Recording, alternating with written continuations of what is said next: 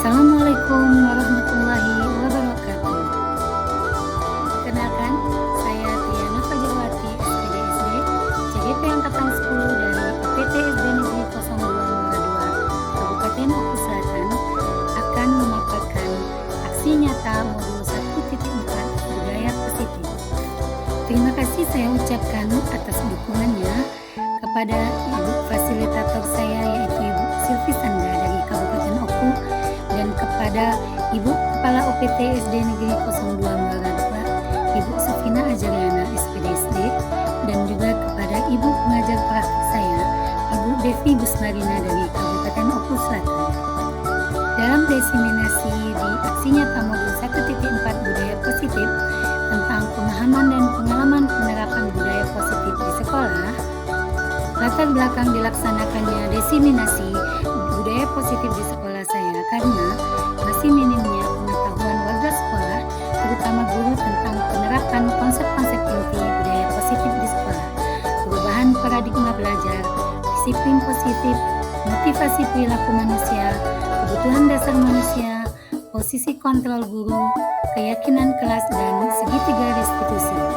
Diharapkan jika konsep inti ini dapat dipahami oleh seluruh warga sekolah, maka akan terwujud budaya positif di lingkungan sekolah. Adapun tujuan aksi nyata dilakukan adalah yang pertama, meningkatkan pengetahuan dan pemahaman tentang budaya positif di sekolah.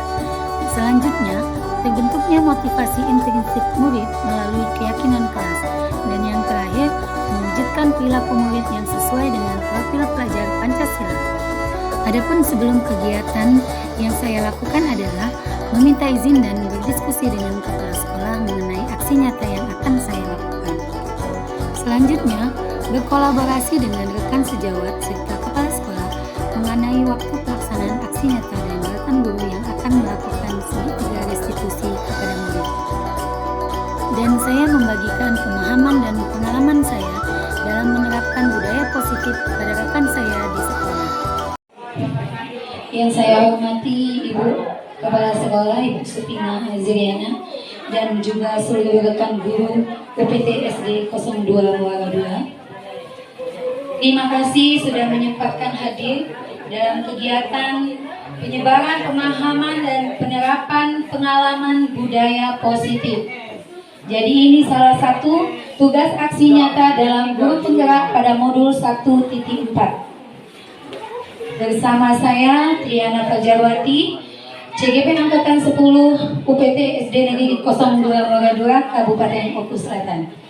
Ya, sebelum kita memulai penyebaran pemahaman budaya positif, saya ingin tahu terlebih dahulu, menurut Bapak Ibu, apa yang terlintas di benak Bapak Ibu tentang budaya positif?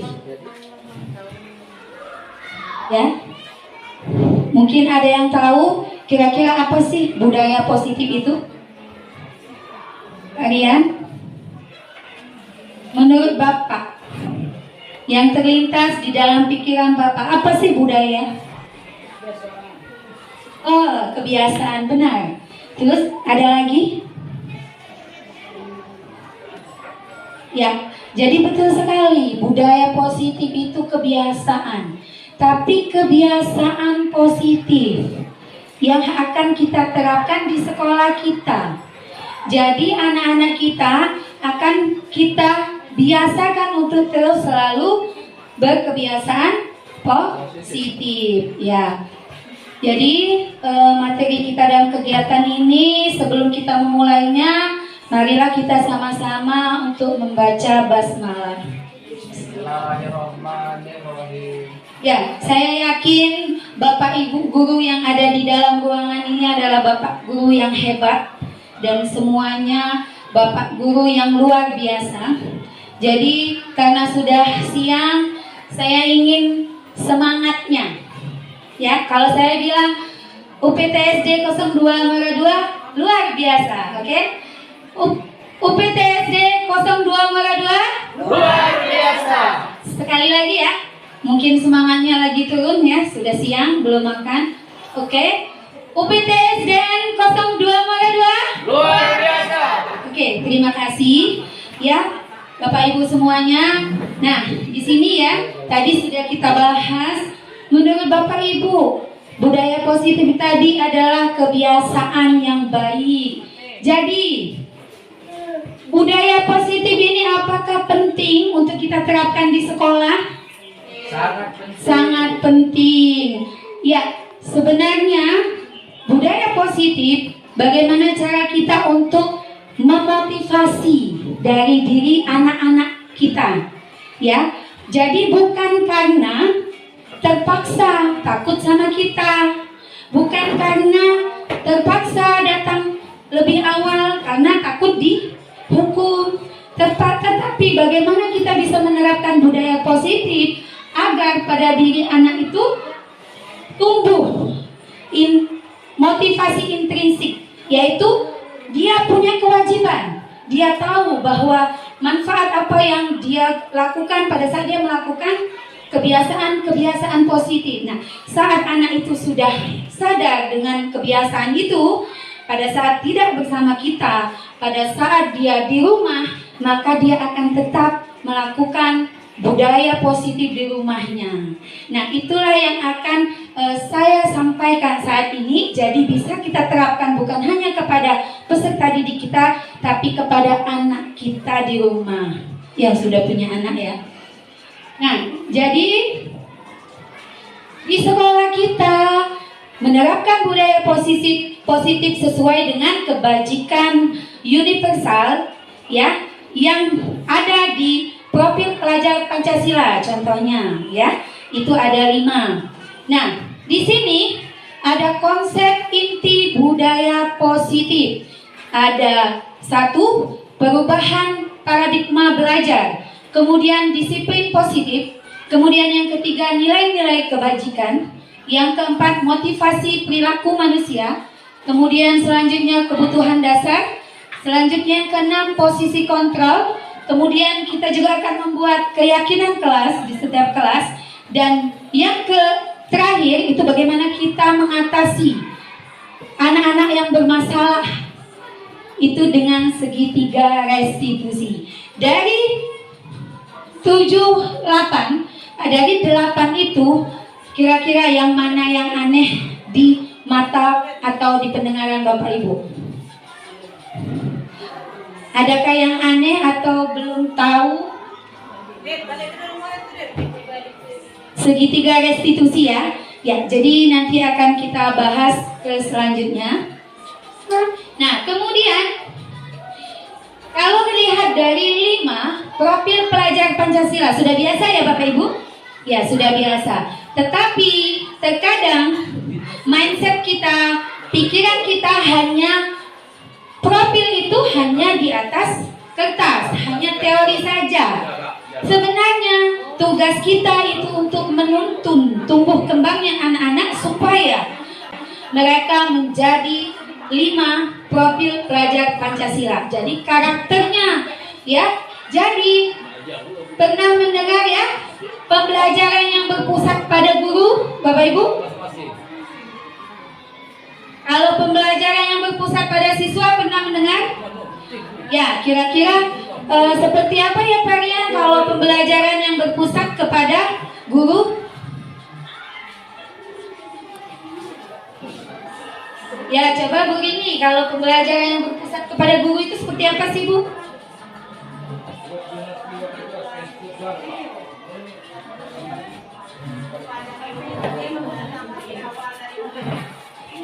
Pembelajaran yang berpusat pada guru, oke, boleh. Ada yang lain Pak Rian? Pembelajaran yang berpusat pada guru itu seperti apa Pak Rian? Video. Pembelajaran yang menempatkan siswa sebagai objek. Oke, terima kasih, betul sekali Pak Rian. Ada yang mau menambahkan, Bu Dina?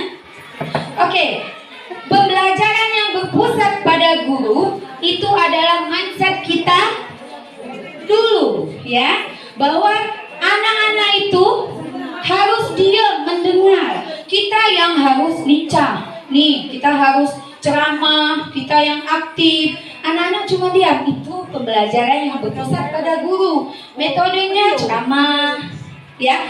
Nah, sekarang bagaimana kita bisa mengubah paradigma baru kita dari pembelajaran yang berpusat pada guru kemudian menjadi pembelajaran yang berpusat pada siswa. Ya, banyak sekali metode-metode yang pembelajaran yang berpusat pada siswa dengan seperti contoh PBL ya, problem based learning yang menggunakan diskusi. Jadi anak-anak lebih aktif. Nah, pembelajaran dengan paradigma baru ini dirancang dengan pembelajaran berdiferensiasi. Jadi disesuaikan dengan kebutuhan anak. Ya, kebutuhan anak. Jadi berdasarkan tahap perkembangan sesuai dengan teori psikologi modern untuk mewujudkan profil pelajar Pancasila. Yang pertama, beriman, bertakwa, dan berakhlak mulia. Menurut Bapak Ibu, apakah anak-anak kita perilakunya berakhlak mulia? Sudah kita lihat belum? Apakah anak-anak ada penyimpangan atau sudah sesuai dengan visi-misi kita? Itu yang pertama. Kemudian yang kedua, berkebinekaan global. Adakah murid-murid kita menghargai dan menghormati bagaimana yang berbeda pendapat dengan dia? Apakah kita memaksa? Apakah murid kita memaksa? Apakah dia menghormati? Dan itu adalah karakter nilai berkebinekaan global. Kemudian bergotong royong, tidak hanya membersihkan halaman sekolah, tetapi bergotong royong dalam diskusi. Bagaimana mereka bisa mencapaikan tujuan bersama. Kemudian selanjutnya ada kreatif. Apakah kita sudah menanamkan pendidikan karakter anak-anak kita? Apakah sudah kreatif? Ya, jadi bagaimana kita harus bisa menumbuhkan 5 profil pelajar Pancasila kepada anak didik kita. Nah, yang selanjutnya bernalar kritis. Bernalar kritis ini itu dengan cara apa? Kita bisa melihat anak-anak didik kita. Kalau dia sudah bisa melakukan tanpa kita menyuruh atau meminta, dia sudah bisa bernalar kritis.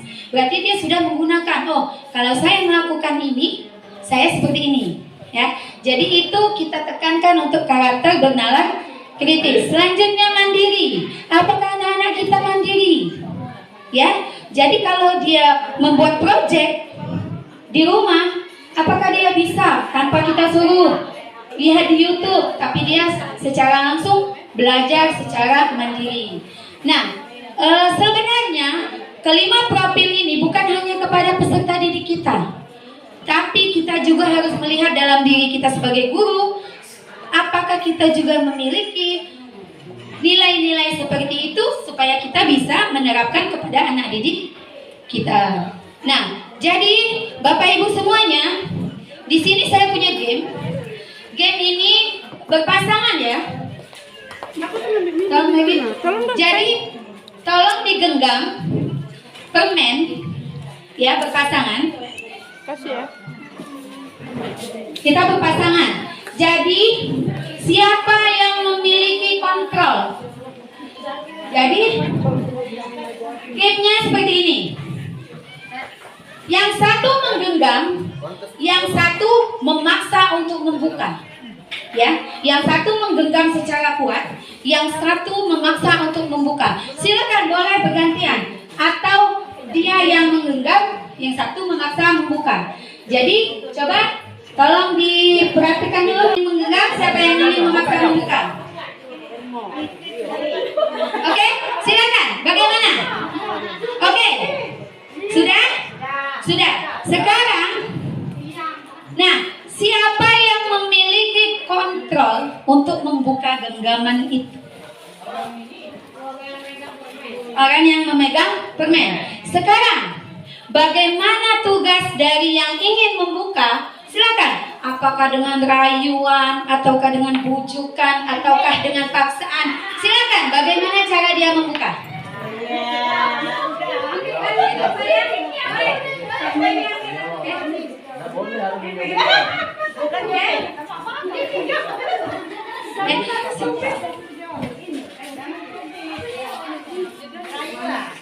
Buka. Jadi yang punya mengontrol untuk membuka, tadi sudah dijawab, yang memegang permen. Sekarang coba kalian yang membuka, bagaimana cara kalian untuk tidak memaksa yang memegang kontrol? Boleh merayu, boleh menguji, kira-kira bisa tidak untuk mengontrol yang memegang permen. Coba dipraktekkan, Bu. Bisa tidak permennya? Boleh dengan rayuan, dengan janji, dengan apapun itu. Oke. Ya. Ya, bisa? Ya. Oke, kira-kira bisa tidak, Bu? Dengan rayuan, dengan janjian, bisa tidak? Oke, walaupun kita bisa merayu orang yang memegang permen, siapa yang mengontrol tetap? Yang megang. Jadi sekarang, ya, siapa yang mengontrol diri kita adalah diri kita sendiri. Saya tidak bisa memaksa Bu ini biar satu sependapat dengan saya. Saya tidak bisa memaksa Ibu Mary biar dia sama seperti saya. Saya tidak bisa memaksa Pak Rian biar ikut ke CGP. Itu tidak bisa. Yang mengontrol itu adalah diri kita sendiri. Jadi itu juga seperti murid. Semua orang itu yang mengontrol dirinya sendiri. Kita tidak bisa memaksakan kehendak kepada orang lain. Nah, jadi di sini ada miskonsepsi. Miskonsepsi tentang teori kontrol. Jadi ada miskonsepsi. Sebenarnya ada kesalahpahaman. Kita merasa guru bisa mengontrol murid. Oke. Kita di depan kita murid bisa diam. Apakah pada saat kita keluar dari kelas murid itu tetap diam? Tidak. Dan itu miskonsepsi yang pertama, bahwa guru bisa mengontrol murid. Itu menurut Bapak Ibu bisa tidak? Tidak. Berarti bagaimana? Siapa yang mengontrol murid? Dirinya sendiri. Bagaimana cara murid mengontrol dirinya sendiri? Dengan kita menumbuhkan motivasi intrinsik. Dan itu akan saya jelaskan dan bagaimana cara-cara untuk menumbuhkan motivasi intrinsik dari dalam diri murid. Kemudian miskonsepsi yang kedua, bahwa penguatan positif, efektif dan bermanfaat. Maksudnya, anak ini pintar, kita kasihlah apresiasi penghargaan, dikasihlah permen. Apakah itu bisa bermanfaat dan efektif? Menurut Bapak Ibu, kita kasih penghargaan nih pada saat dia pintar, pada saat dia mengerjakan PR, pada saat dia datang tepat waktu, kita kasih nih penghargaan. Apakah itu bermanfaat secara jangka panjang? Apakah itu bisa menumbuhkan budaya positif? Menurut Bapak Ibu? Tidak. Karena penghargaan itu bisa saja menghukum. Menghukum bagaimana? Pada saat dia tidak diberi permen, tidak diberi uang, dia motivasinya turun. Dan itu adalah motivasi eksternal, bukan dari diri murid. Miskonsepsi selanjutnya, membuat rasa bersalah. Bisa tidak menumbuhkan karakter budaya positif? Misalnya, tolonglah nak jangan ribut. Nanti kalau kelas kita ribut, ibu kena marah kepala sekolah. Dia merasa bersalah, akhirnya diem. Itu bisa jangka panjang tidak? Dia merasa bersalah saat itu. Tapi pada saat kita tidak bilang itu, apakah dia tetap diam? Tidak. Nah, jadi inilah salah paham kita. Miskonsepsi selanjutnya bahwa membuat rasa bersalah itu tidak bisa menumbuhkan budaya positif secara jangka panjang. Kemudian miskonsepsi yang selanjutnya bahwa jeda dulu sih. Bahwa kita salah memahami orang dewasa itu berhak atas anak-anak.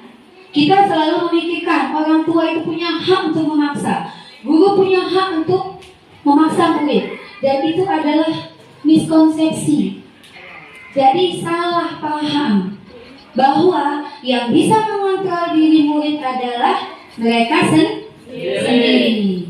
Nah, bagaimana kita bisa merubah seseorang itu dari stimulus respon menjadi teori kontrol?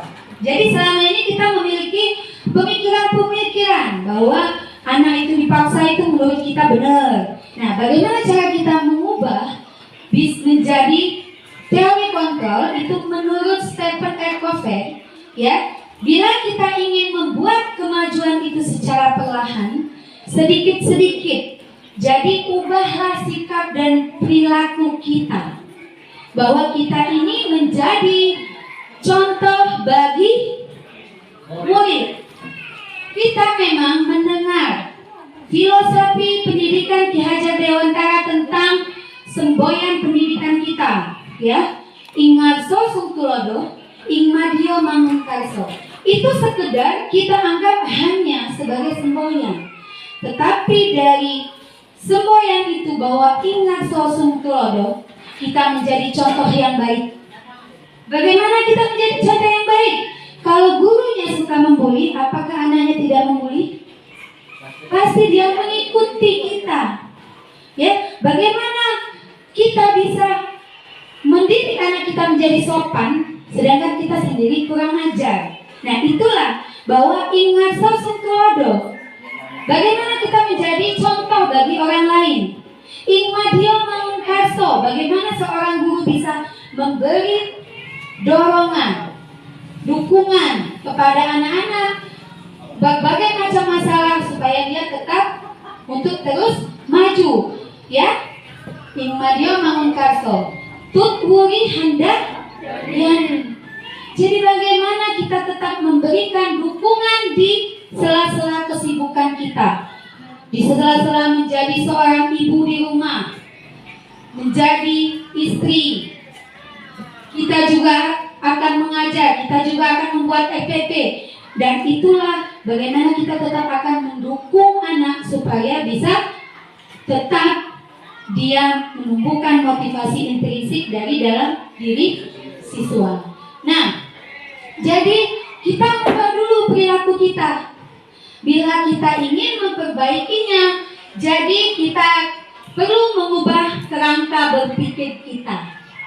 Ya, bagaimana melihat dunia, bagaimana berpikir tentang manusia, jadi ubahlah yang ada paradigma konsep kita yang ada di pikiran kita. Nah, kemudian di sini ada stimulus, mengubah stimulus respon menjadi teori kontrol. Jadi kita selama ini menganggap bahwa kebutuhan kita sama dengan orang lain. Kita ubah dengan teori kontrol. Kebutuhan kita dengan orang lain itu berbeda, tidak bisa kita samakan. Kemudian selanjutnya stimulus respon. Kita melihat semua orang itu sama. Kan pada saat kita bahagia, pokoknya semua orang bahagia. Tidak bisa. Mereka itu berbeda. Ya, saat ini kita bahagia, mungkin ada yang sedang tidak bahagia. Jadi kita melihat orang lain itu kebutuhan berbeda dan mereka juga berbeda. Jadi kita bisa menghargai. Ya, kemudian bagaimana kita untuk mengubah stimulus tadi, mengubah agar orang bisa berpandangan yang sama. Itu cara yang memaksa. Pandangan saya itu harus seperti ini dan kamu harus ikut. Tidak bisa. Pandangan dan ide semua orang itu berpendapat berbeda. Dan kita sebagai guru bagaimana mengubah stimulus respon menjadi teori kontrol. Dan begitu juga kita terapkan kepada peserta didik kita. Nah, perilaku buruk dilihat sebagai kesalahan kalau stimulus. Tapi kalau teori kontrol bahwa semua perilaku memiliki tujuan. Jadi kita tidak bisa bahwa dia datang terlambat langsung kita hukum nih. Dia datang terlambat pasti dia begadang semalam. Tidak bisa. Ya, di teori ini Kalau perilaku buruk pasti dia ini begadang. Tidak bisa. Bagaimana kita bisa mengetahui dia memiliki tujuan? Mungkin dia disuruh mengasuh oleh ibunya. Jadi kita harus menanyakan dulu apa alasan dia membuat kesalahan. Kemudian stimulus kita, orang lain bisa mengontrol saya. Hanya kita yang bisa mengontrol diri kita. Pada saat kita tidak bisa pergi ke suatu tempat bersama teman, kita yang mengontrol, ya. Jadi kemudian saya bisa mengontrol orang lain, tidak bisa. Jadi kalau teori kontrolnya, kita tidak bisa mengontrol orang lain karena orang lain tadi berbeda. Bagaimana? Yang selanjutnya stimulus, pemaksaan dan bujukan itu adalah identitas yang gagal. Selama ini menurut Bapak Ibu, apakah hukuman dan rayuan itu menurut Bapak Ibu itu adalah sukses? Menurut Bapak Ibu, untuk anak yang melakukan kesalahan, oh kalau dia dijemur pasti besok telat lagi. Menurut Bapak Ibu? Belum. Nah, jadi kita akan mengubah stimulus respon tadi bahwa dengan paksaan dan rayuan itu adalah identitas gagal anak. Tapi kolaborasi dan konsensus menciptakan pilihan-pilihan baru yang dibuat oleh anak karena dia mengontrol dirinya sendiri. Dia akan mencari solusi untuk memperbaiki kesalahan dia sendiri. Jadi itulah yang bisa diterapkan untuk stimulus respon ke teori kontrol. Jadi kalau untuk stimulus itu ada menang dan kalah. Tapi untuk teori kontrol kita akan menang dan menang. Seperti itu. Bukan karena kita egois, tapi dia selalu mempunyai motivasi untuk memperbaiki dirinya. Pasti dia bisa. Jadi tidak ada menang dan kalah, tapi menang dan menang. Nah, selanjutnya di sini disiplin. Disiplin positif. Disiplin itu yang bagaimana? Apakah yang datang terlambat disiplin? Itu menurut pikiran kita bahwa itu tidak disiplin. Selama ini ya, menurut kita yang tidak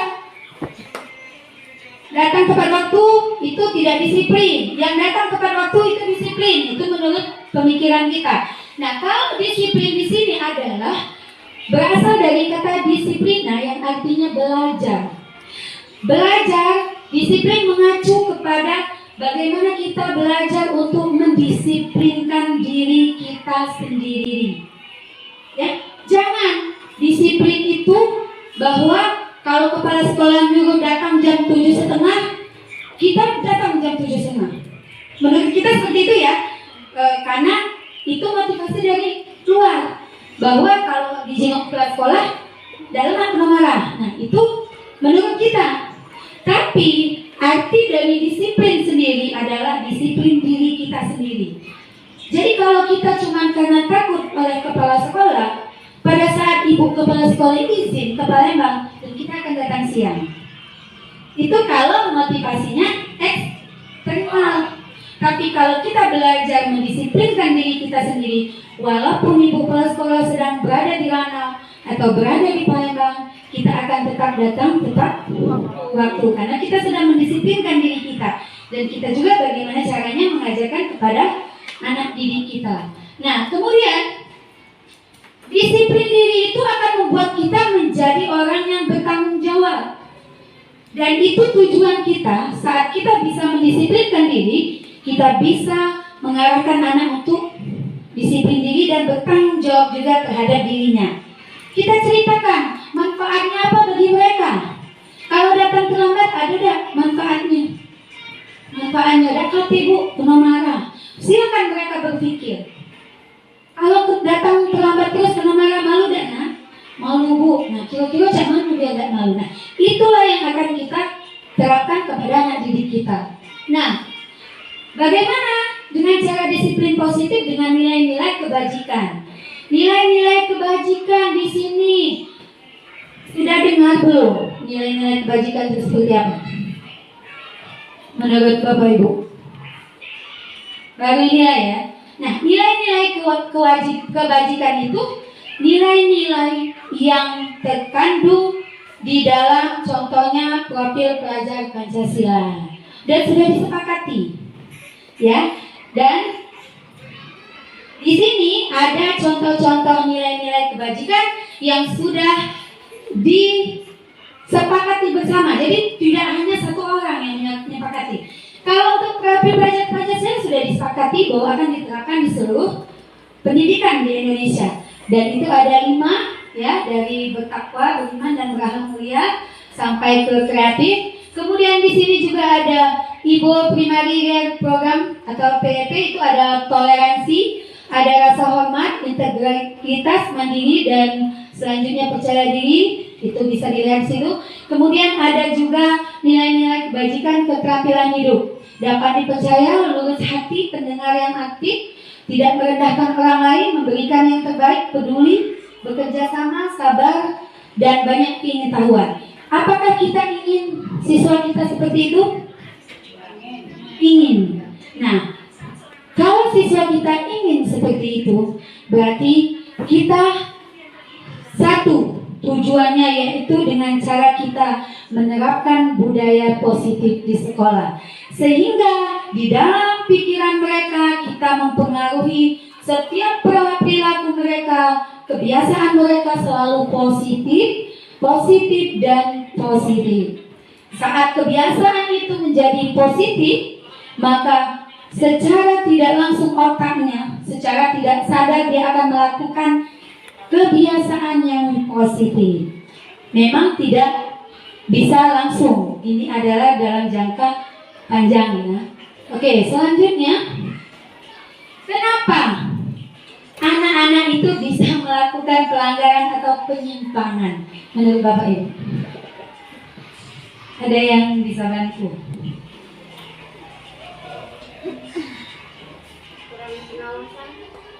Tidak diawasi, oke. Kurang perhatian, betul semua. Jadi apapun egois, ya. Jadi izinkan saya di sini untuk menjelaskan kenapa sih anak saya tidak mau belajar, kenapa sih anak saya berkelahi. Itu kan penyimpangan yang negatif, ya. Karena anak itu kebutuhan dasarnya sebagai manusia tidak terpenuhi. Jangankan anak-anak, kita dewasa pun saat kebutuhan kita tidak terpenuhi, maka kita akan melakukan penyimpangan atau pelanggaran. Nah, jadi kebutuhan dasar manusia itu segala sesuatu yang kita lakukan untuk mendapatkan apa yang kita inginkan. Seluruh tindakan yang dimiliki memiliki tujuan, dan dia memiliki usaha untuk mendapatkan tujuannya. Tapi anak-anak sering usahanya itu menyimpang, salah. Contoh nih, kebutuhan ada 5 kebutuhan dasar manusia. Yang pertama, kebutuhan bertahan hidup. Bahwa kita ada kebutuhan pokok, harus punya makanan, pakaian, dan tempat tinggal. Jadi jangan sampai di kelas ada anak itu ngantuk. Jangan sampai kita wali begadang. Kita lihat dulu, kita tanya dulu. Mungkin kebutuhan dasarnya yang bertahan hidup itu tidak terpenuhi. Kalau dia lapar, bagaimana dia bisa menerima materi yang kita ajarkan? Nah, kita tanya, kita juga punya instrumen, ya, untuk mengetahui kebutuhan mana yang belum dipenuhi oleh anak itu. Jadi jangan sampai mentang dia lemes, kau nih lemes terus kalau belajar. Jangan, karena mungkin kebutuhan dasar dari bertahan hidupnya belum dipenuhi. Ya, mungkin dia belum sarapan, dia lemes, dia ngantuk. Nah, kebutuhan yang kedua, kata Ibu Yanti tadi, kebutuhan ingin diterima, ingin disayang. Kita sering lihat, kita bagi kelompok, ya, dan ada yang anak itu tidak aktif, diam saja. Mungkin, jangan kita bilang, oh dia ini pintar, dia ini diem baik. Jangan, mungkin di dalam kelompok itu dia tidak diterima dengan baik. Iya, Jadi ada kebutuhan dasar yang tidak terpenuhi. Misal ada anak yang selalu manggil kita Bu di ruangan nih, Bu, jadi ini Bu, aku izin Bu sampai 5-6 kali. Mungkin dia tidak diperhatikan di rumah. Dia mencari perhatian dengan orang lain. Jadi kita harus melihat anak itu kebutuhannya yang mana yang tidak dipenuhi. Kemudian kebutuhan penguasaan dan pengakuan serta kemampuan, maksudnya penguasaan materinya, ya, harga dirinya harus dianggap berprestasi. Nah, mungkin kenapa dia melakukan penyimpangan, ya? Jadi dia itu pengen selalu 10 deh nilainya. Bagaimana tuh caranya? Ya, mau nyontek kek, mau lihat pekerjaan teman kek. Yang penting dia memenuhi kebutuhan ini menurut dia. Nah, jadi kita harus tahu dulu kebutuhan dasar yang mana yang belum dipenuhi. Selanjutnya kebebasan. Kebebasan ini kadang kalau kita sedang ngajar, dia pengennya bebas keluar masuk, ya. Dia pengennya bebas kaki di atas, tapi di situ tidak menciptakan kebiasaan-kebiasaan positif. Jadi bagaimana kita memenuhi kebutuhan kebebasannya, tapi tetap dengan budaya positif bisa. Kenapa kita tanya? Kenapa nak pecahnya gelisah kalau di dalam kelas, keluar masuk kaki diangkat, Bu bosen Bu di kelas Bu. Terus menurut ini anak ibu cuman kalau kita sekali-sekali di luar Bu? Oke boleh. Ini kita tanya dengan dia, punya usul, kita nak kemana? Bu di situ Bu, di teras Bu. Nah, kita tanya kebutuhan kebebasannya itu, nanti dia akan bertanggung jawab. Jadi menumbuhkan anak yang bertanggung jawab itu, kita harus memenuhi kebutuhan. Dan kebutuhan kesenangan, ya, kebutuhan kesenangan, suka permainan, suka mengoleksi barang. Nah, jangan salah, banyak anak yang tidak bersepatu. Itu kesenangan dia, kebebasan dia. Tapi kita bisa memberikan dia teori kontrol pada diri dia sendiri. Kita bilang, kalau tidak pakai sepatu nak, kira-kira ini banyak cacing nih di tanah. Kalau kita ada sepatu nih, ada pori-porinya, masuk dari ini cacingnya. Masuk, kita setelan video yang cacing masuk ke kaki. Nah, nanti kita tanya, kalau tidak pakai sepatu bagaimana nak? Sakit Bu. Kalau sakit di rumah sakit. Nah, dia akan berpikir di dalam kontrolnya, saya tidak mau sakit, saya akan pakai sepatu. Nah, seperti itu. Nah, bagaimana kita bisa mengontrol diri kita sendiri dan anak mengontrol diri anak sendiri. Nah, seperti ada contoh bahwa aku senang main kejar-kejaran, ibu guru seru. Ini kebutuhan mana yang tidak dipenuhi oleh anak itu? Menurut Bapak Ibu. Coba kalian boleh dipilih satu varian. Aku senang main kejar-kejaran, bu guru seru. Kebutuhan mana di varian yang belum terpenuhi? Kesenangan, ya. Coba. Jadi kemudian ibu kejar aku karena ibu guru sayang aku. Kebutuhan mana ini? Cinta dan kasih sayang.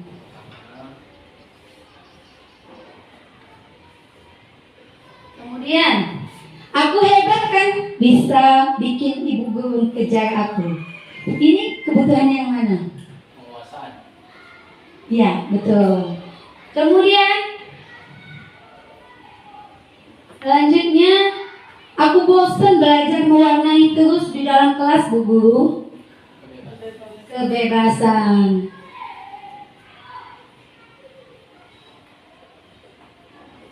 Oke, betul.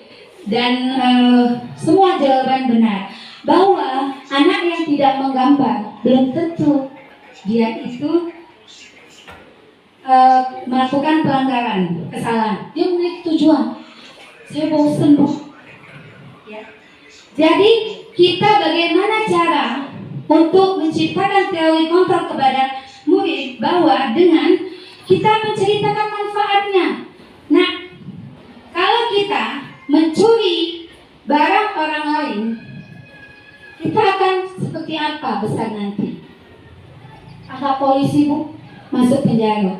Apakah itu cita-cita anak-anak semuanya? Tidak, Bu. Tidak mau yang mau jadi penjahat.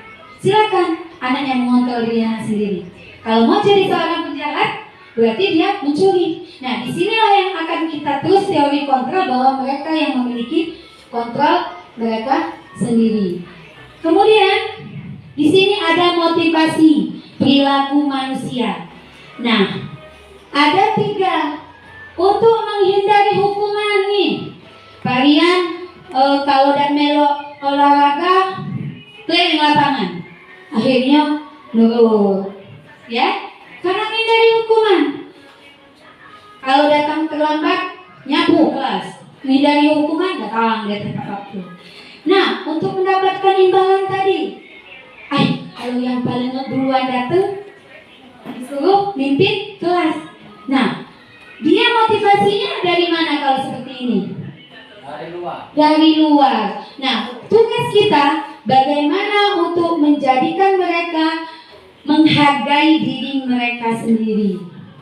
Bagaimana mereka meyakini di pikiran mereka bahwa membiasakan perilaku positif itu dengan nilai-nilai yang dipercaya mereka. Bahwa kalau saya tidak mencuri, saya bisa menjadi orang yang baik. Bahwa kalau saya datang tepat waktu, saya akan mendapatkan materi yang lebih paham. Bahwa saya kalau sekolah terus, saya akan menerima pengetahuan yang lebih banyak. Bagaimana kita menciptakan teori-teori itu? Jadi bukan sekedar takut. Kalau dia sekedar takut dengan kita, dengan ibunya dia bisa melawan. Pada saat kita keluar kelas, dia ribut. Dan itu bagaimana kita bisa menjadikan anak itu menumbuhkan motivasi dari dalam diri sendiri. Nah, di sini ada 3, ada hukuman. Kalau hukuman, contoh hukuman itu tidak terencana, murid tidak tahu apa yang terjadi dan tidak dilibatkan, bersifat satu arah. Jadi saya ini telat. Kalau telat terus, sana tahu jemur di lapangan. Nah, itu adalah hukuman tanpa tahu alasan anak-anak itu kenapa. Kemudian konsekuensi. Ada 2 arah, ada kesepakatan. Kau kalau udah ngerjakan PR lagi, kau nulis 2 lembar ya. Nah, itu namanya kesepakatan dengan murid. Ya, tapi murid tidak nyaman karena kita yang menentukan, ya. Nah, sikap kita itu memonitor. Nah, kalau dia restitusi, itu menguatkan murid dalam waktu jangka panjang. Masalah terpecahkan. Proses menciptakan kondisi bagi murid untuk mempelajari kesalahannya, proses kolaboratif yang mengajarkan murid untuk mencari solusinya sendiri. Bapak Ibu, bagaimana? Milih yang mana kira-kira? Restitusi. Sudah tahu Paknya restitusinya seperti apa? Selama ini kita menggunakan yang mana selama ini? Selama ini Hukuman. Sekuensi. Apakah ada yang ingin menggunakan restitusi di sekolah kita supaya menciptakan budaya positif? Oke, tadi kan budaya positif kan sangat penting. Nah, disinilah kita 5 posisi kontrol guru. Jadi 1 itu penghukum. Tadi sudah dijelaskan contoh penghukum. 2 pembuat rasa bersalah. 3 itu sebagai teman. 4 itu sebagai pemantau, 5 itu sebagai manajer. Sebagai penghukum itu langsung menghukum anak tanpa menanyakan. Sebagai pembuat rasa bersalah seperti tadi, nak jangan ribut ya. Kalau ribut kena marah ke sekolah. Nah, itu pembuat rasa bersalah. Kalau sebagai teman, nak tolong ibu nak, jangan ribut. Kalau kamu ribut ibu kena marah. Nah, sebagai teman minta tolong. Yang 4 sebagai pemantau, mengawasi. Jadi kita ngawasi cara ya, seperti itu. Yang kelima, kita mempersilahkan murid mempertanggungjawabkan jawabkan kesalahannya, menyadari kesalahannya sendiri, ya. Kemudian dapat menemukan solusi atas permasalahannya sendiri. Nah, kira-kira dari kelima kontrol ini, yang mana yang Bapak pilih menurut teori kontrol Dr. William? Manajer. Manajer. Sepakat ya? Kalian memilih manajer, semua memilih apa? Manajer. Bu Is? Sama. Ibu Indul sama Bu? Ya, sama. Sepakat ya kita memilih manajer. Bisa kita pertanggungjawabkan? Bisa. Bisa kita terapkan? Bisa. Oke, terima kasih. Berarti kita SDN 02 Muara 2 luar biasa sudah memilih teori kontrol yang manajer. Jadi kita akan memperlakukan anak dengan cara mempersilakan murid untuk mempertanggungjawabkan kesalahannya, untuk mencari solusi atas kesalahannya. Jadi kita sudah ingin merubah ya, tidak lagi menjadi penghukum dan pembuat rasa bersalah. Oke, terima kasih. Kemudian ini contoh penerapan restitusi, ya. Posisi kontrol tadi yang nggak pakai atribut pas upacara, hormat bendera 1 jam, itu hukuman, ya. Berapa kali ibu terus memberitahu kamu selalu mengecewakan ibu, itu membuat rasa bersalah, kata-kata yang seperti itu. Kemudian ada, ayo dong ikuti aturan sekolah, tolong bantu ibu ya. Ya, sekali ini tidak apa-apa. Lain kali jangan sampai berbuat itu lagi ya. Itu sebagai teman. Kemudian, kamu sudah melanggar peraturan sekolah. Kamu tahu konsekuensinya. Setelah upacara, kamu beli atribut ke koperasi dan jangan diulangi lagi. Itu pemantau. Nah, kemudian kita tadi sudah sepakat bahwa kita akan menjadi guru yang posisi kontrol guru seorang manajer. Seperti ini. Apakah kamu tahu nak kesalahanmu? Tahu Bu? Bagaimana kamu nak memperbaiki kesalahanmu? Nah, seperti itu. Bahwa katanya, kamu tahu nak kesalahanmu? Tahu Bu? Apa nak? Tidak pakai atribut. Bagaimana nak cara memperbaiki kesalahannya? Harus memakai atribut selalu setiap sekolah. Jadi dia akan mengingat. Jangan sampai kita yang nyuruh besok pakai atribut. Dia akan lupa kalau kita mengontrol dia. Ingat teori kontrol bahwa mereka mengontrol diri mereka sendiri. Jadi saat mereka tahu bahwa mereka salah, apa nak solusinya? Bagaimana kamu memperbaiki kesalahan? Saya akan memakai atribut Bu setiap sekolah. Dan itu akan diingat terus oleh dia, karena dia yang menciptakan solusi itu.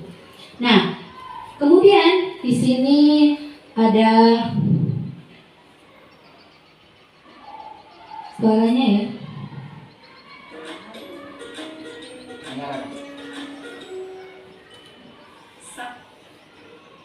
Salam bahagia Ibu dan Bapak Guru hebat. Dalam penerapan disiplin positif restitusi, salah satu program yang dikembangkan adalah 5 posisi kontrol. 5 posisi kontrol dalam restitusi adalah proses perjalanan seorang pendidik agar dapat mengenali dirinya. Pada video kali ini, kita akan membahas tentang 5 posisi kontrol yang dikembangkan oleh Diane Gosser dan contoh penerapannya. Ini contoh kita sebagai manajer tadi, ya, bagaimana kita menerapkannya di sekolah. 5 posisi kontrol itu adalah 1. Posisi penghukum. 2. Posisi pembuat merasa bersalah. 3. Sini kamu. Dia telat ini. Selamat pagi Bu. Selalu terlambat. Kamu deh pasti terlambat. Maaf Bu. Posisi apa ini Bapak Ibu? Apa? Apa coba? Alasan kamu apa lagi? Kapan sih kamu tidak terlambat? Hukum ya. Malas sekali ya kamu jadi anak. Sudah pernah kita melakukannya? Dasar pemalas. Sudah sering ya Bapak Ibu. Si kamu sudah berapa kali terlambat? Sana. Iya. gitu ya kan? Oh, gitu. Lalu ditanya kenapa terlambat? Selamat pagi Bu. Naren, kamu kenapa terlambat lagi, nak? Ya Tuhan, Naren. Kamu senang ya bikin ibu susah ya? Ini contoh yang mana Bapak Ibu? Nanti ibu yang tegur bapak kepala Pembuat sekolah. asal salah. Pembuat asal bersalah. Tidak bisa membina kamu. Duh. Ya sudah sana. Nanti lain kali larinya lebih kenceng lagi.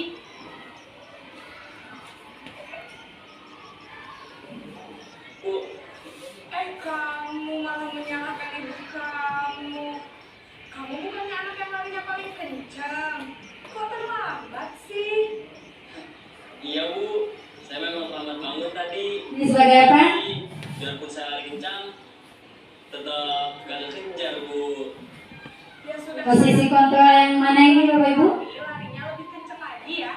Biar gak terlambat lagi. Teman. Sebagai teman, iya. Demi ibu. Teman-teman. Yes. Bisa lah Bu. Seperti teman dia ngobrolnya. Sekolah ibu beresin urusan absen kamu. Sudah pernah seperti teman? Ada salahnya. Sudah mencicipi semua ya? Saya harus tinggal kelas pas jam istirahat selama 2 Nah, ini yang pemantau. Demikian.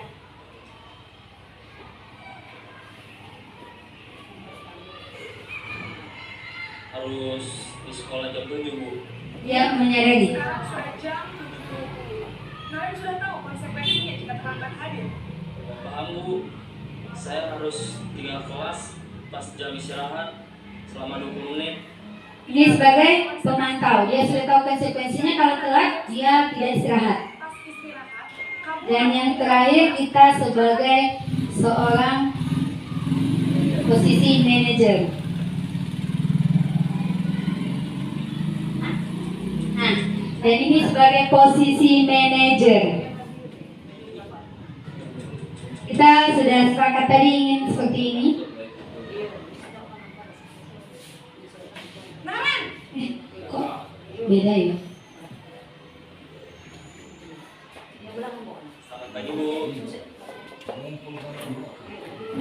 selamat pagi Naren. Maaf Bu, saya terlambat. Enggak, Ya, sekolah masuknya.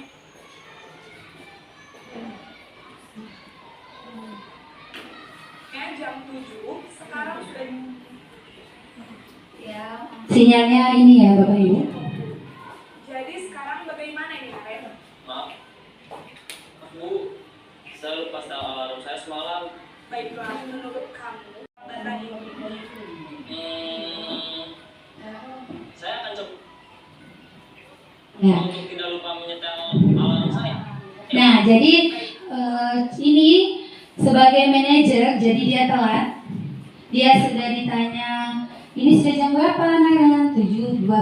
Seharusnya jam berapa? Jam 7. Kenapa Naren bisa terlambat? Saya lupa menyetel alarm saya Bu. Menurut Naren, bagaimana solusinya untuk memperbaiki kesalahan? Saya akan menyetel alarm saya Bu, agar saya tidak terlambat lagi.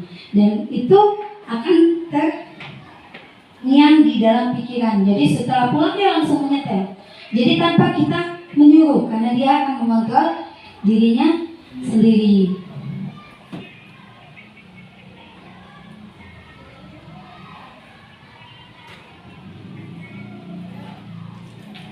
Oke, di sini tadi saya kecewa sekali dengan kamu. Itu sebagai apa ya? Merasa bersalah ya? Iya. Ini kamu tidak benar melakukannya.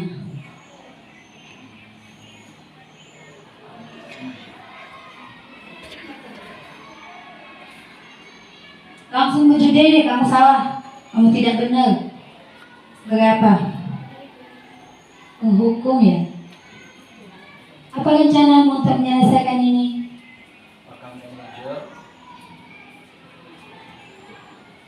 Bantai ya? Ayolah lakukan demi Bapak Ibu. Apa ini? Kamu tidak pernah mendapat nilai jika tidak mengerjakan tugas. Sebagai apa?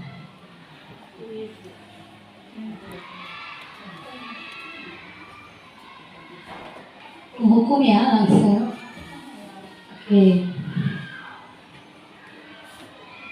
Oke, sudah tahu tentang keyakinan kelas Bapak Ibu? Sedikit. Jadi seperti ini Bapak Ibu. Keyakinan kelas atau kesepakatan kelas itu kita ambil secara bersama Bapak Ibu semua, dan akan kita bentuk kesepakatan seperti itu juga di kelas. Ya, di kelas. Supaya apa? Mereka meyakini bahwa kalau saya datang tepat waktu, saya menghargai orang lain, menghargai guru dan waktu. Jadi bukan kita yang ngasih ide, nah ayo kita kesepakatan kelas nih, biar kelas kita bisa nyaman dan aman serta kondusif. Bu, datang tepat waktu. Oke, kita catat. Bisa kita kasih sticky note. Atau lagi, Bu, untuk ini Bu, misalnya kita tidak boleh berkata kasar. Nah, itu dari anak-anak. Kita hanya sebagai fasilitator. Jadi jangan sampai kita yang membuat aturan. Kalau di bayangan kita buat aturan. Kira-kira dibaca anak-anak tuh dah aturan yang kita buat.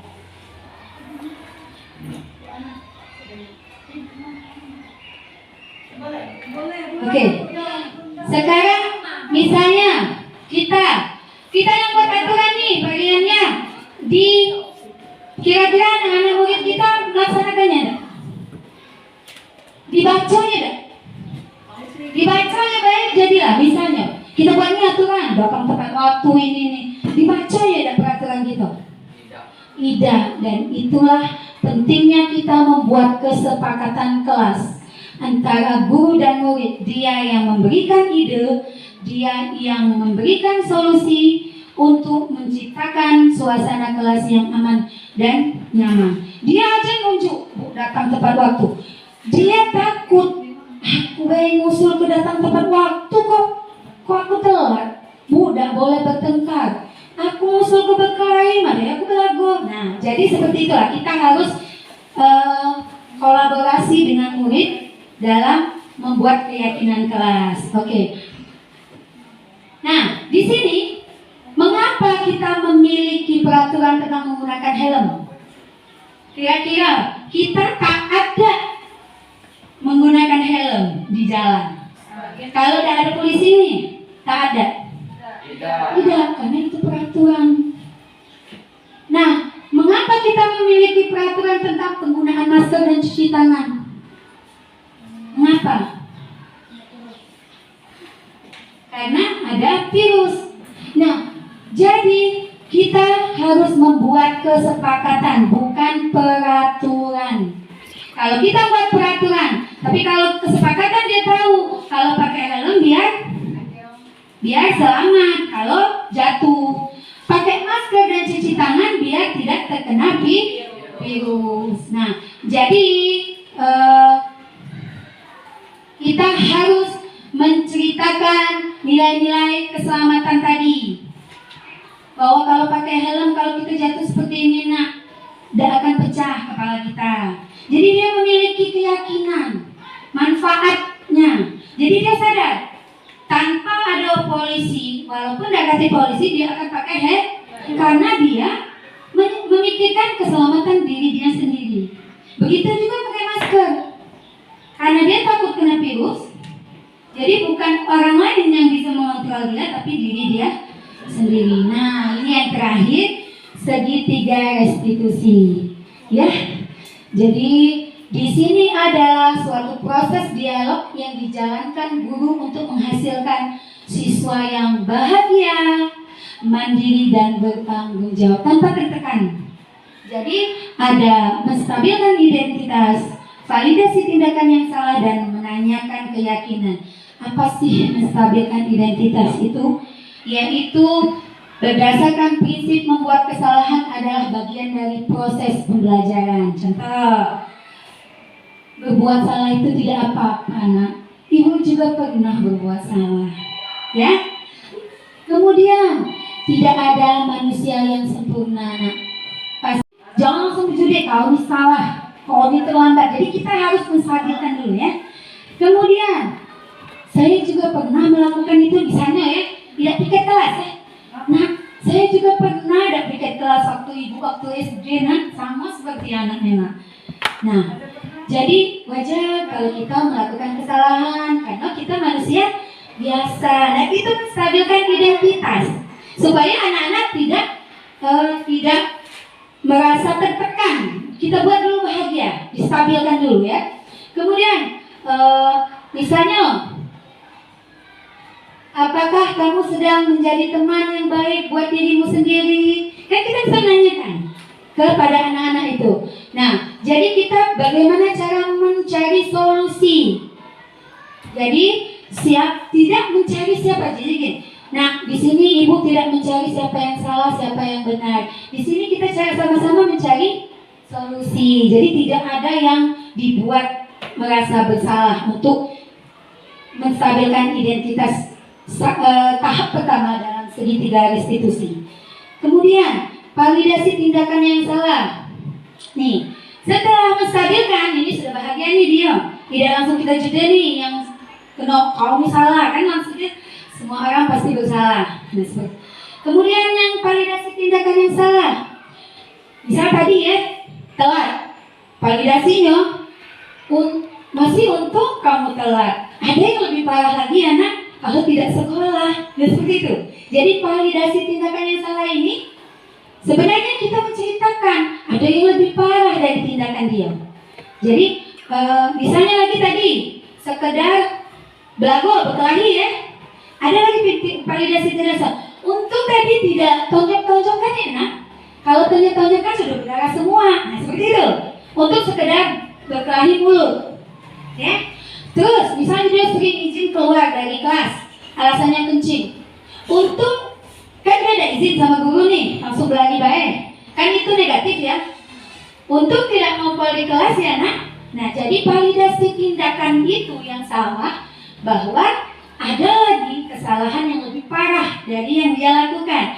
Jadi berpikir dia, iyo ya, untung aku tidak ngumpul di kelas. Oh iyo ya, masih untung aku sekolah. Nah seperti itu. Kemudian menanyakan keyakinan. Nah baru di sini tindakan kita yang pertama tadi menstabilkan identitas kan, dia sudah merasa tertekan. Yang kedua validasi tindakan yang salah, dia merasa ada lagi yang lebih parah. Nah di sinilah tugas kita menanyakan keyakinan kelas kita. Nah kira-kira kalau kita datang terlambat, apakah sesuai dengan keyakinan kelas kita? Tidak bu. Yang mana yang tidak sesuai? Tidak menghargai waktu, tidak menghormati. Nah, menurut anak-anak, kalau tidak sesuai dengan keyakinan kelas kita, bagaimana nak cara memperbaikinya? Seperti tadi, saya akan menghidupkan alarm atau yang tadi izin keluar ya. Nah, menurut bapak atau ibu atau anak-anak kan kita guru ya, menurut anak bagaimana tindakan yang dilakukan keluar tanpa izin? Mau ke WC? Sesuai tidak dengan keyakinan kelas kita? Tidak. Yang mana? Tidak menghormati guru. Jadi menurut anak-anak, misalnya namanya menurut Rehan, bagaimana yang sebaiknya?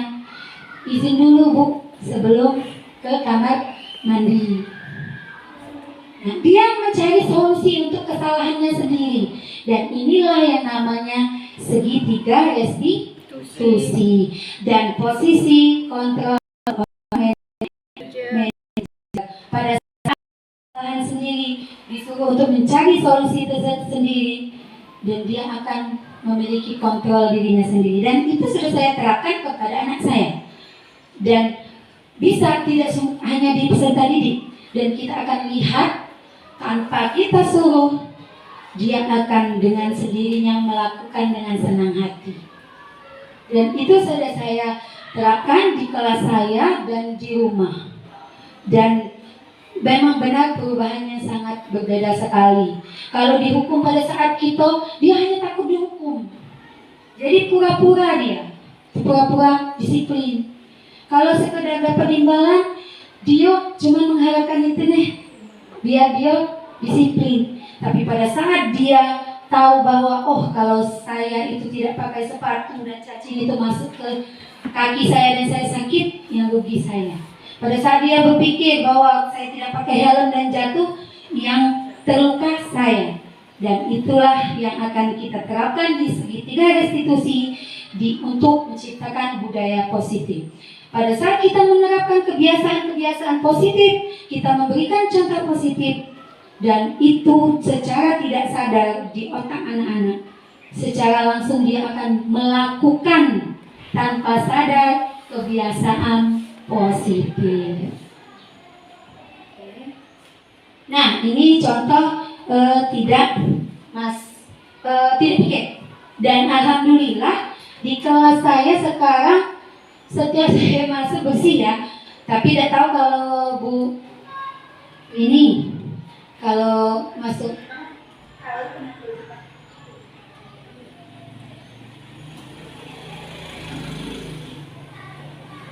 sinyal.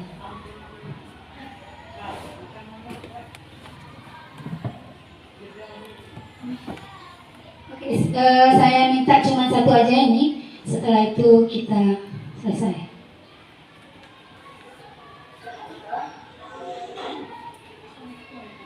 Oke, saya ceritakan di sini. Saya nanya ini, mereka kotor ruangan.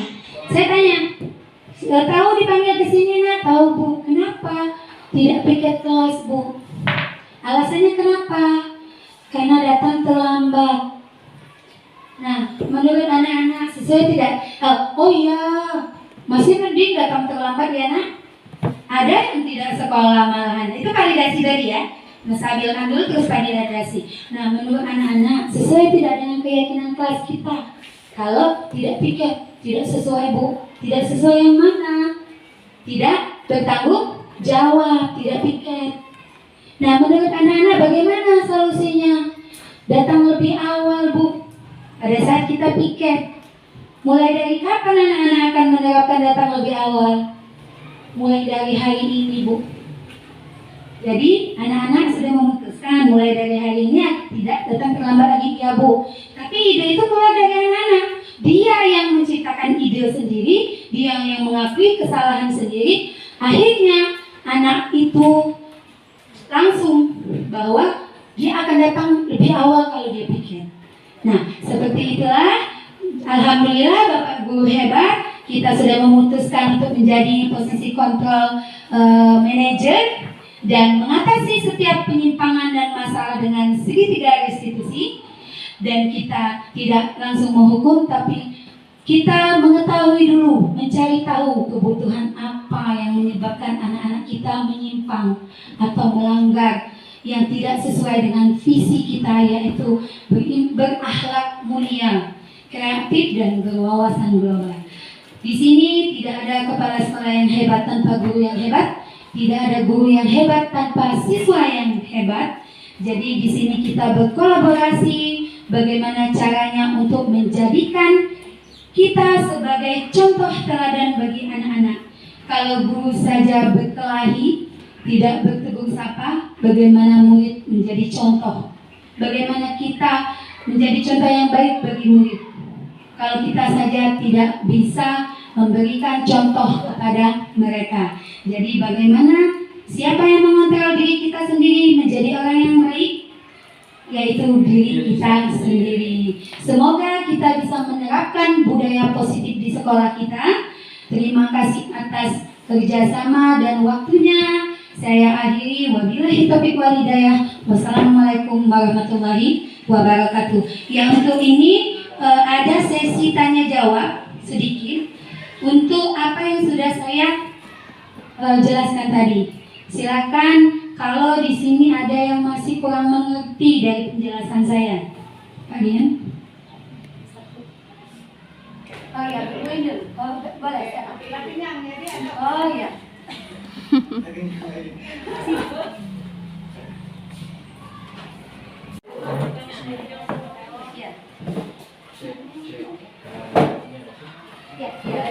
Yes. Ya baik, bismillahirrahmanirrahim. Assalamualaikum warahmatullahi wabarakatuh. Waalaikumsalam warahmatullahi wabarakatuh. langsung pertanyaan, tidak perkenalan lagi. Iya. Dikenalan boleh. Oke. Sudah kenal ya?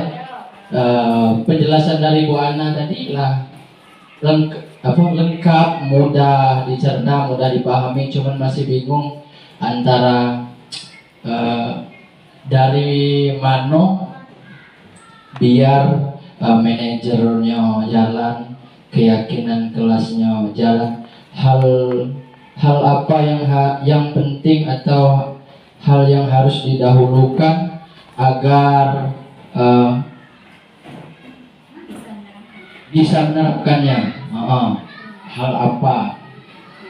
Oke Bu, saya kembalikan.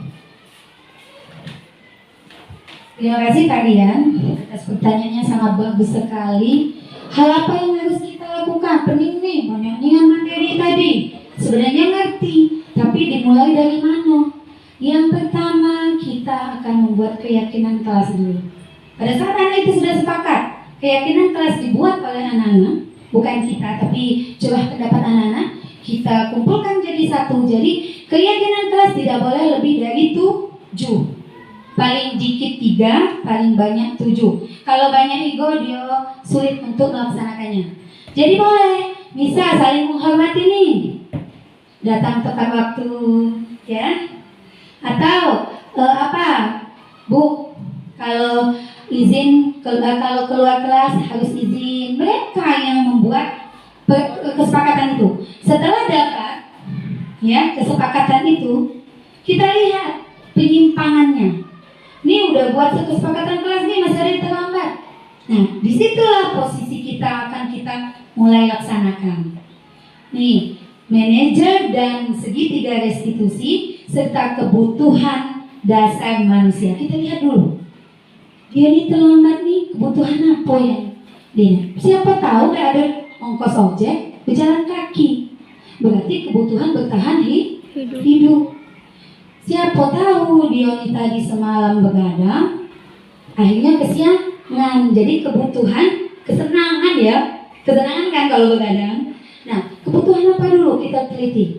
Kita bisa contoh untuk ada kuesionernya untuk mengisi, tapi kita juga bisa membuat sendiri bagaimana kebutuhan anak itu sudah terpenuhi apa belum. Saat kita sudah tahu kebutuhan belum terpenuhi, kan kita nanya ya.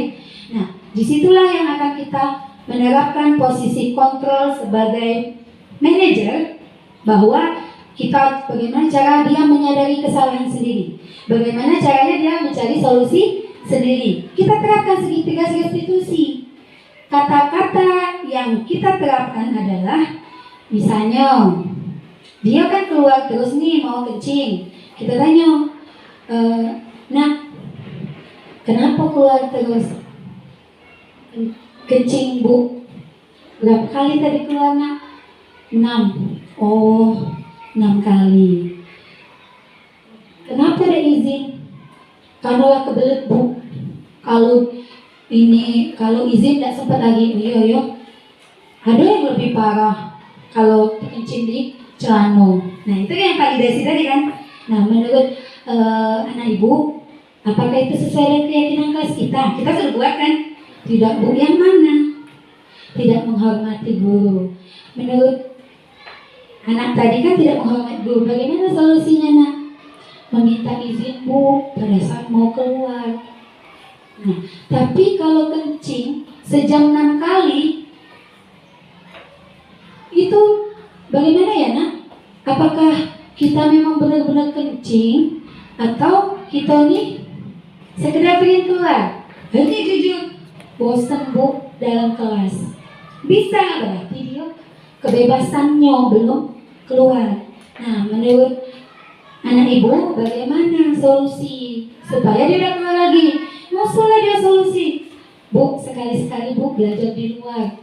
Dingin, sejuk. Nah, itulah kita langsung manajer masuk, segitiga restitusi masuk, pembelajaran yang berpusat pada siswa masuk, kemudian disiplin positif masuk. Pada saat kita terus positif dan akan menjadikan budaya positif. Budaya itu seperti adat istiadat.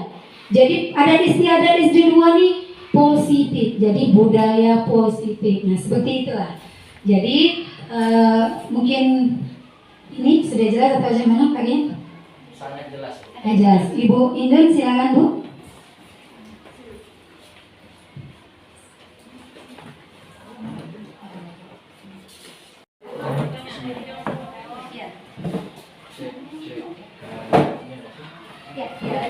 Yes. Ya baik, bismillahirrahmanirrahim. Assalamualaikum warahmatullahi wabarakatuh. Waalaikumsalam warahmatullahi wabarakatuh. Langsung pertanyaan, tidak perkenalan lagi. Iya. Iya. Sudah kenal ya? Penjelasan dari Bu Ana tadi lah lengkap, mudah dicerna, mudah dipahami. Cuman masih bingung antara dari mana biar manajernya jalan, keyakinan kelasnya jalan, hal apa yang penting atau hal yang harus didahulukan agar bisa menerapkannya. Hal apa? Ibu, saya kembalikan. Terima kasih kalian atas pertanyaannya, sangat bagus sekali. Hal apa yang harus kita lakukan? Pening nih, banyak materi tadi. Sebenarnya ngerti, tapi dimulai dari mana? Yang pertama, kita akan membuat keyakinan kelas dulu. Pada saat anak itu sudah sepakat, keyakinan kelas dibuat oleh anak-anak, bukan kita, tapi curah pendapat anak-anak, kita kumpulkan jadi satu. Jadi keyakinan kelas tidak boleh lebih dari 7. Paling dikit 3, paling banyak 7. Kalau banyak ego, dia sulit untuk melaksanakannya. Jadi boleh, bisa saling menghormati nih, datang tepat waktu, ya. Atau Bu, kalau izin, kalau keluar kelas harus izin. Mereka yang membuat kesepakatan itu. Setelah dapat, ya, kesepakatan itu, kita lihat penyimpangannya. Ini udah buat kesepakatan kelas nih, masih ada yang terlambat. Nah, disitulah posisi kita akan kita mulai laksanakan. Nih, manajer dan segitiga restitusi serta kebutuhan dasar manusia. Kita lihat dulu. Dia ini terlambat nih, kebutuhan apa yang dia? Siapa tahu nggak ada ongkos ojek, berjalan kaki. Berarti kebutuhan bertahan hidup. Siapa tahu dia ini tadi semalam begadang, akhirnya kesiangan. Jadi kebutuhan kesenangan ya, kesenangan kan kalau begadang. Nah, kebutuhan apa dulu kita teliti. Kita bisa contoh untuk ada kuesionernya untuk mengisi, tapi kita juga bisa membuat sendiri bagaimana kebutuhan anak itu sudah terpenuhi apa belum. Saat kita sudah tahu kebutuhan belum terpenuhi, kan kita nanya ya. Nah, disitulah yang akan kita menerapkan posisi kontrol sebagai manajer, bahwa kita bagaimana cara dia menyadari kesalahan sendiri, bagaimana caranya dia mencari solusi sendiri. Kita terapkan segitiga restitusi. Kata-kata yang kita terapkan adalah, misalnya dia kan keluar terus nih mau kencing, kita tanya, nah kenapa keluar terus? Kencing Bu, berapa kali tadi keluar nak? 6. Oh, 6 kali. Kenapa ada izin? Karena kebelet Bu. Kalau izin tidak sempat lagi. Iya. Ada yang lebih parah kalau kencing di celana. Nah, itu yang validasi tadi kan. Nah, menurut anak ibu, apakah itu sesuai dengan keyakinan kelas kita? Kita sudah buat kan? Tidak Bu, yang mana? Tidak menghormati guru. Menurut anak tadi kan tidak menghormati guru. Bagaimana solusinya nak? Meminta izin Bu pada saat mau keluar. Nah, tapi kalau kencing sejam 6 kali, itu bagaimana ya nak? Apakah kita memang benar-benar kencing atau kita nih sekedar pengen keluar? Berarti jujur, bosan Bu dalam kelas. Bisa berarti dia kebebasannya belum keluar.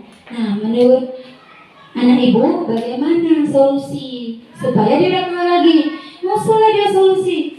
Bu, sekali-sekali Bu belajar di luar, dingin, sejuk. Nah, itulah kita langsung manajer masuk, segitiga diskusi masuk, pembelajaran yang berpusat pada siswa masuk, kemudian disiplin positif masuk. Pada saat kita terus positif dan akan menjadikan budaya positif. Budaya itu seperti adat istiadat. Jadi adat istiadat SD2 nih positif. Jadi budaya positif. Nah, seperti itulah. Jadi mungkin ini sudah jelas atau bagaimana Pak Gen? Sangat jelas. Jelas. Ibu Indun silakan Bu.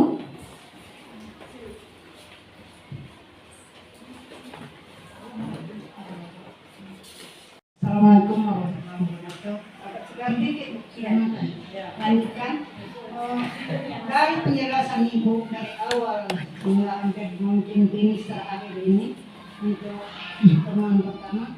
Di sini saya merasa bagaimana cara menindaklanjuti, kan kami kelas rendah Bu, yang nak musyawarah, nak apa, baru-baru nak musyawarah. Ini anak permisi kencing lagi. Yang namanya di kelas saya itu ada 2 siswa yang kebutuhan khusus, yang satu dibilang anak apa itu ya, begitu yang paling sayang Ibu, yang inklusi. Nah, maksud Ibu di sini lebih baiknya Ibu itu sekalian terapkan, karena nalar saya ini agak sudah rendah. Bagaimana tekniknya Bu biar dapat diterapkan sedemikian rupa? Itu mohon penjelasannya. Assalamualaikum warahmatullahi wabarakatuh. Terima kasih atas pertanyaannya. Sangat bagus sekali ya Bu Indun. Bagaimana menerapkan di kelas rendah dan kepada anak yang berkebutuhan khusus. Alhamdulillah kemarin itu pelatihan berkebutuhan khusus Bu ya. Yang pertama, bagaimana kita cara menerapkan di kelas rendah berbeda dengan kelas tinggi. Jadi kita terkadang melakukan pendekatan dengan bahasa ibu, bahasa yang mudah dimengerti oleh anak-anak. Boleh bahasa ibu kita terapkan, yang penting dia paham bahwa kita akan ada kesepakatan nih. Kalau kelas tinggi bisa ya bahasa Indonesia, bisa. Kelas rendah itu bahasa yang mudah dipahami dengan contoh konkret. Nih contoh seperti video Bu. Video bisa anak-anak yang telat. Kita respon nih.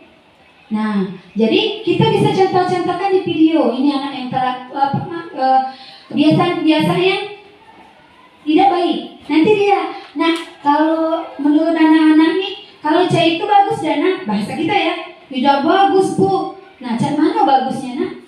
Datang tuh nak tepat waktu Bu. Kalau sekolah jam 7. Nah seperti itu berarti. Oh, kesepakatan kan kita yang nulis. Karena anak-anak rendah kan belum bisa nulis Bu. Kalau yang tinggi bisa bagi sticky note aja, dia nulis sendiri. Nah itu bisa kita yang nulis. Oh pinter nian, usuk, datang tepat waktu. Nanti ditanya lagi. Kita bisa respon lagi atau rangsang dengan contoh lagi nih kejadian. Ada kakak-kakak belago. Di sana kemarin ada kakak belago, lihat dan nak? Lihat Bu. Oh bagus dah itu nak kalau kita belagu idak Bu. Nah seharusnya jangan mana? Jangan belagu Bu. Terus biar kita tidak belagu cek mana?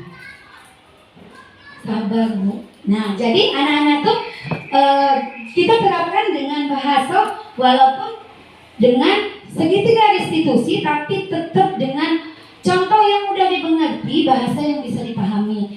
Itu untuk yang kelas rendah. Untuk yang anak inklusif, itu sebenarnya kita ini tidak bisa guru kelas sendirian Bu. Ada bantuan seorang guru khusus dan metode khusus serta yang berkebutuhan khusus. Kalau untuk anak kelas 2 nih, diterapkan yang ini, misalnya dia sudah bisa baca Bu ya, dia kan tidak bisa Bu. Dan tujuan pembelajarannya dia berbeda. Yang ini tujuan pembelajaran sudah bisa membaca, yang ini tujuan pembelajarannya baru mengenal huruf. Jadi berbeda. Jingoi nilainya meskipun mengenal huruf, dia tetap bisa kita nilai sejajar dengan yang ya, karena tujuan pembelajarannya kita ubah sendiri, Bu. Jadi bagaimana menghadapi anak yang berkebutuhan khusus tidak bisa menggunakan kurikulum yang sama dengan anak yang aktif ya, anak yang normal ya, tapi dia berbeda. Kita bisa minta bantuan kepada guru yang punya ahli di bidang itu. Kita juga bisa kadang-kadang kalau ada ini memanggil psikolog, Bu, untuk anak itu tadi. Kita juga bisa tujuan pembelajaran tadi berbeda. Jadi memang tidak bisa disamakan, tapi dia memang mendapat pengajaran yang sama, tetapi beda dengan tujuannya. Tujuan pembelajarannya yang beda dengan caranya. Macam mana, Bu? Sudah dipahami ya? Macam mana? Sudah jelas semua? Oke. Terima kasih semuanya. Semoga kita bisa jadi guru yang amanah dan guru yang bergerak dan menggerakkan. Oke.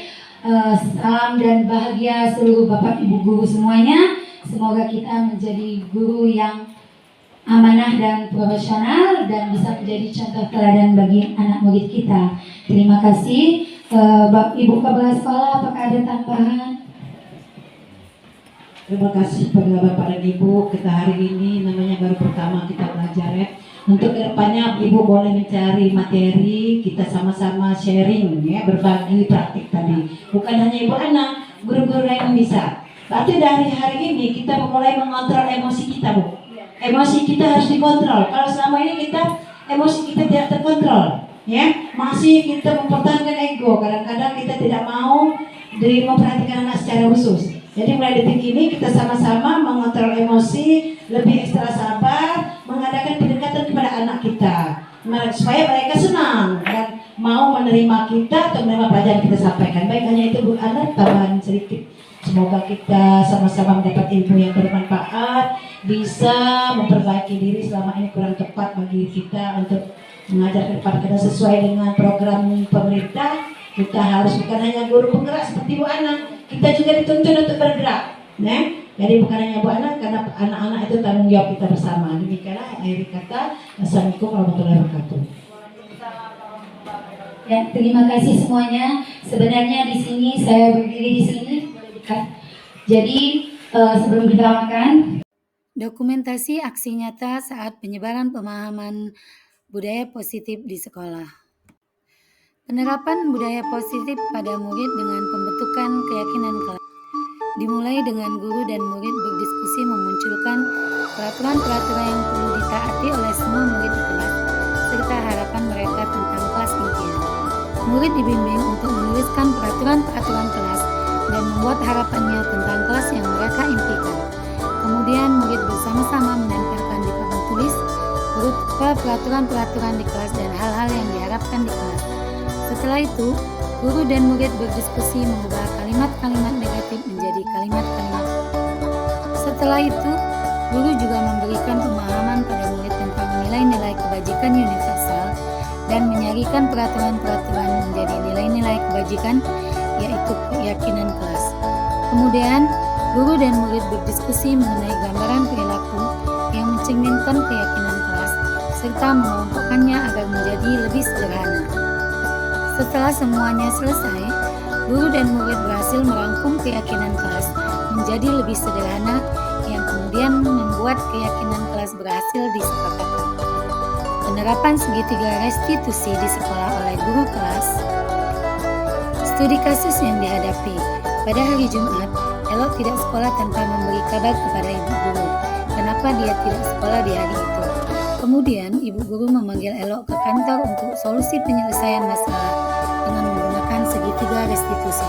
Penerapan segitiga restitusi yang dilakukan oleh guru kelas.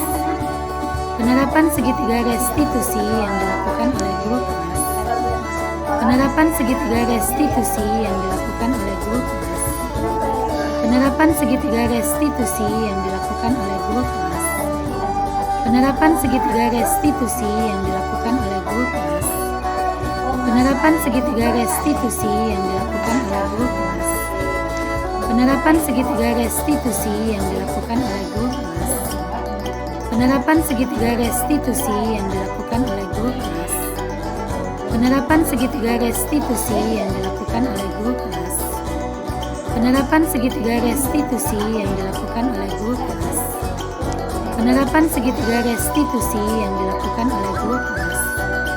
Penerapan segitiga restitusi yang dilakukan oleh guru kelas. Penerapan segitiga restitusi yang dilakukan oleh guru kelas. Penerapan segitiga restitusi yang dilakukan oleh guru kelas.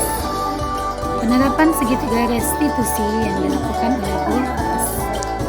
Penerapan segitiga restitusi yang dilakukan oleh guru kelas. Penerapan segitiga restitusi yang dilakukan oleh guru kelas. Penerapan segitiga restitusi yang dilakukan oleh guru kelas. Penerapan segitiga restitusi yang testimoni dari murid dalam penerapan segitiga restitusi. Testimoni dari murid dalam penerapan segitiga restitusi. Testimoni dari murid dalam penerapan segitiga restitusi. Testimoni dari murid dalam penerapan segitiga restitusi. Testimoni dari murid dalam penerapan segitiga restitusi. Testimoni dari murid dalam penerapan segitiga restitusi. Testimoni dari murid dalam penerapan segitiga restitusi. Testimoni dari murid dalam penerapan segitiga restitusi. Testimoni dari murid dalam penerapan segitiga restitusi. Testimoni dari murid dalam penerapan segitiga restitusi. Terima kasih. Semoga aksi nyata ini bermanfaat bagi kita semua. Salam dan bahagia untuk Bapak Ibu Guru Penggerak. Tergerak, bergerak, dan menggerakkan. Waalaikumsalam warahmatullahi wabarakatuh.